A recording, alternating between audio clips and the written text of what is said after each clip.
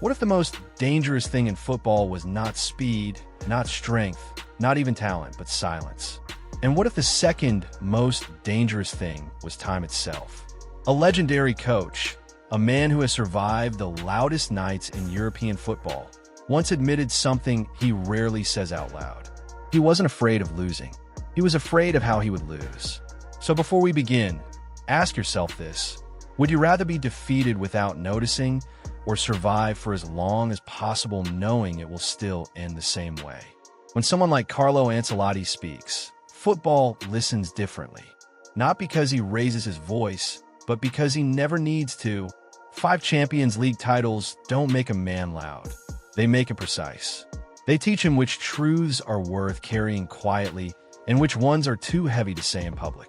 Ancelotti has coached icons, survived egos, and managed dressing rooms that felt more like political chambers than teams. He has prepared players for nights where one mistake meant elimination. So when he talks about fear, it isn't theory. It's memory. He once admitted that preparing for certain players changed him as a coach, not tactically, but psychologically. And 2 names never left him: Lionel Messi and Cristiano Ronaldo. Football loves to compare them with numbers, goals, trophies, records, longevity, but Ancelotti was clear. If you reduce them to statistics, you miss the real damage. Numbers don't capture what happens inside a defender's head when the game stops behaving normally. Messi and Ronaldo did not destroy teams in the same way. They didn't even frighten teams in the same language. One worked in silence, the other weaponized time. At first glance, the comparison feels familiar. 2 legends, 2 careers built on dominance. One a creator, the other a finisher. That's the easy version, the version designed for television. Ancelotti dismissed it quickly. The surface similarities meant nothing, because preparation against them felt nothing alike. And preparation, more than performance, reveals the truth. Against Messi, the fear was never pace or physical power. It was absence. Messi could disappear from a match for 10 or 15 minutes. No shots, no dribbles, no visible threat. Defenders relaxed. Midfielders stepped higher. Benches breathed again. And that was the trap. Ancelotti admitted that the most dangerous moment against Messi was when everyone believed he wasn't involved. Messi didn't dominate games by forcing them. He absorbed them. He slowed football down until players stopped reacting and started assuming. And assumptions are fatal at the elite level. One touch would change everything. One pause would bend the defense. One glance would expose a weakness no one realized existed. That's what unsettled Ancelotti most. Messi didn't beat you with obvious violence. He beat you with information. You didn't feel overpowered. You felt out-informed, as if the game had already been decided somewhere else before you even knew a decision was required.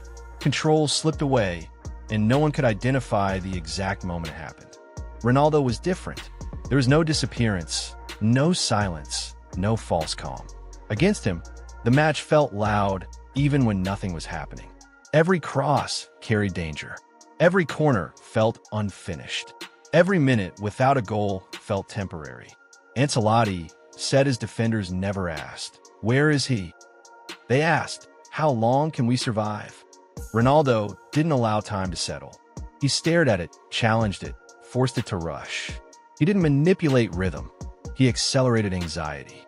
His movement demanded constant decisions. Jump or stay, step out or hold the line, react now or suffer later. Even half a second of hesitation was enough. That's when Ancelotti understood something fundamental. Messi attacked confidence. Ronaldo attacked endurance. One made players doubt their intelligence. The other made them doubt their limits. And suddenly, the debate stopped being about who was better. It became about which kind of defeat hurts more. When Ancelotti finally tried to put the difference into words, he avoided trophies completely. He spoke about control. Messi didn't need the game to be fast. He needed it to be his. That distinction mattered more than any statistic. Messi slowed football until defenders stopped trusting instinct and started guessing. And the moment you guess at this level, you're already late. Messi wins in silence. There is no alarm, no visible explosion, just the sudden realization that your structure is gone and no one knows when it collapsed. Ronaldo represented the opposite cruelty.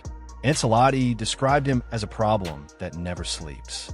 Ronaldo needed repetition, not silence.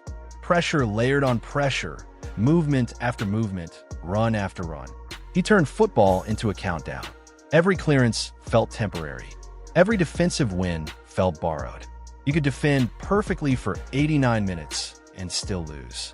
That reality forced coaches to rethink preparation entirely. Against Messi, preparation became philosophical. Coaches stopped asking how to stop him and started asking how long they could deny his control. Midfields dropped deeper. Defenders were instructed not to lunge, not to stare, not to chase shadows. Messi didn't punish mistakes immediately. He punished patterns. If your shape was imperfect for 5 minutes, he would find it. Against Ronaldo, preparation became survival. Teams weren't afraid of collapse. They were afraid of running out of time. Historically, football separated legends neatly into creators and finishers. Messi and Ronaldo erased that comfort in opposite ways. Messi became the system itself. Ronaldo became the stress test for every system. Ancelotti noticed younger players suffered differently against each of them. Against Messi, they felt confused. Against Ronaldo, they felt exhausted. Not just physically, but mentally, the kind of fatigue that turns discipline into hesitation late in matches. This wasn't just greatness. It was legacy. One changed how football thinks. The other changed how football feels. And what unsettled Ancelotti most was that these lessons survived even after they left the pitch. Before matches against Messi, locker rooms filled with questions. Too many questions. Against Ronaldo, the questions were simpler but heavier.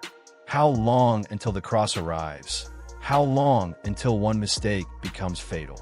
Modern football may be obsessed with systems, data, and pressing metrics, but Messi and Ronaldo didn't fit into systems. They defeated them. One dismantled intelligence. The other dismantled will. Future stars may run faster or score more, but to dominate football in two opposite psychological dimensions at once requires fear. And fear, Ancelotti insists, is the rarest currency in the game.